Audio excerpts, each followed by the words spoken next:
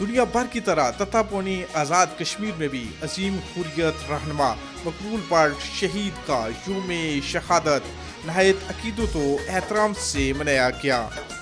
Rally نے شہر بھر کا چکر لگایا۔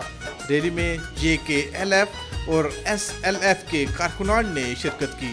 شرکائے ریلی نے بھارت کے خلاف اور کشمیر کی آزادی کے حق میں نعرے لگائے۔ ریلی نے شہر بھر کا چکر لگانے کے بعد تتاپونی بلاج چوک میں پہنچ کر جلسہ کی شکل اختیار کر لی۔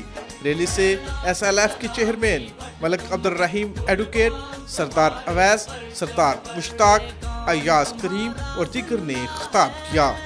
مقررین نے خطاب کرتے ہوئے قائد کشمیر مقبول پارٹ شہید کو زبردست خراج عقیدت پیش کیا اور آزادی کی جدوجہد کو آگے بڑھانے کے عزم کا اعادہ کیا اور مطالبہ کیا تہاڑ جیل میں مدفون شہداء کے جسد خاکی کو پرسا کے حوالے کیا جائے، یاسین ملک اور دیگر حریت رہنماؤں کو رہا کیا جائے اور کشمیریوں کو ان کا بنیادی حق کے آزادی دیا جائے۔ صابر مقبول، KE نیوز، تتاپونی، آزاد کشمیر۔